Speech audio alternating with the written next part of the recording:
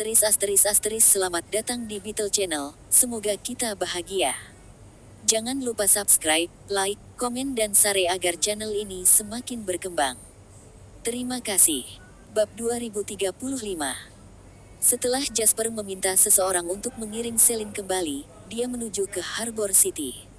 Jasper segera tiba di pintu depan tempat Laos.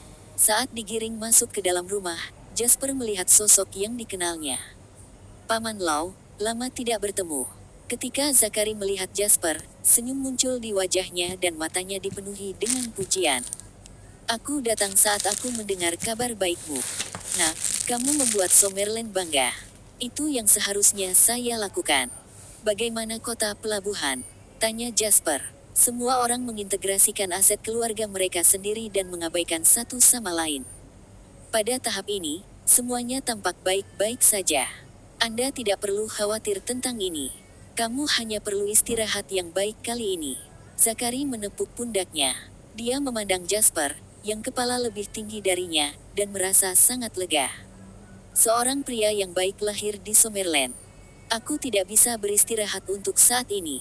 Saya masih harus berurusan dengan beberapa hal di perusahaan, dan meskipun kontrak dengan Amerika Serikat telah ditandatangani, masih ada beberapa hal yang belum diputuskan. Zakari mengerutkan kening. Bagaimanapun, ini adalah masalah internal dari JW Foundation. Bagi JW Foundation, tidak sopan baginya untuk terus bertanya karena dia bukan bagian darinya. Tidak apa-apa, jika kamu membutuhkanku, katakan saja padaku. Anda tidak harus begitu sopan dengan saya. Oke, Paman Hukum. Keduanya berjalan masuk, tepat pada waktunya untuk melihat Anna dan Henry mengobrol satu sama lain. Mereka berdua kembali ke rumah mereka di Harbor City satu demi satu. Begitu melihat Jasper datang, Henry langsung menghampirinya. Kamu benar-benar jahat, Nak.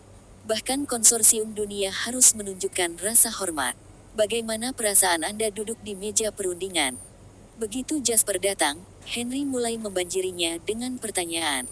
Henry, kakek masih menunggunya, kata Anna di satu sisi. Ketika dia mendengar ini, Henry dengan cepat menyingkir dan mengikuti Jasper dengan penuh semangat. Kamu harus masuk dulu. Tidak peduli apa, kita harus makan bersama kali ini. Tentu saja, jawab Jasper sambil tersenyum. Setelah mereka memasuki ruangan, mereka melihat Tuan Tua Lau dengan santai bermain dengan burung beo. Wajahnya bersinar, dan dia tampak bersemangat. Jasper, kamu di sini. Duduklah, kata Tuan Tua Lau sambil tersenyum setelah melihat Jasper. Saat ini, dia tampak seperti orang tua pensiunan yang baik hati. Jasper mengangguk dan duduk. Anna sudah memberitahuku tentang apa yang terjadi. Mereka tidak akan membiarkan Anda memasuki pasar, dan Anda tidak akan membiarkan mereka datang ke pasar kita untuk membuat kekacauan. Jasper, Anda adalah pengusaha Summerland pertama yang berani menantang Amerika Serikat dan menolak untuk tunduk pada nama keluarga Rothschild. Tuan Tua Lau duduk di samping Jasper. Hukum Tuan Tua, saya mungkin yang pertama, tetapi saya yakin bahwa saya jelas bukan yang terakhir. Di masa depan, lebih banyak orang akan berdiri dan menunjukkan kelangsingan Summerland selama 5.000 tahun. Pada saat itu, kita tidak perlu takut pada siapapun. Kalimat ini juga mewakili apa yang ada di benak Jasper. 3 tahun sudah cukup bagi Summerland untuk memulihkan diri. Perang ini lebih seperti panggilan untuk membangunkan Summerland, dan itu terjadi dengan sangat sempurna. Setelah 3 tahun, akan ada pertempuran lain. Pada saat itu, siapa yang akan menjadi pemenangnya? Bagus. Jika negara kuat, rakyat akan kuat, dan jika negara kaya, rakyat akan kaya. Jasper, pola pikirmu pantas menyandang predikat orang nomor 1 di generasi muda. Generasi revolusioner dan pengusaha yang lebih tua seperti Old Master Lau sangat memahami bahwa hanya negara yang kuat dan makmur yang dapat melindungi rakyatnya. Mari makan. Setelah itu, Anda harus kembali lebih awal dan istirahat. Anda akan sangat sibuk ketika orang-orang dari Swallow Capital datang. Setelah makan, Jasper meninggalkan kediaman. Anna adalah orang yang mengantarnya keluar. Kamu pergi dengan terburu-buru hari ini. Aku tidak punya kesempatan untuk berbicara denganmu. Jasper berkata kepada Anna, yang berjalan di sampingnya. Yang terakhir tersenyum lembut, dan jelas dia tidak ingin membahasnya. Tidak apa-apa. Anda harus beristirahat selama beberapa hari ini.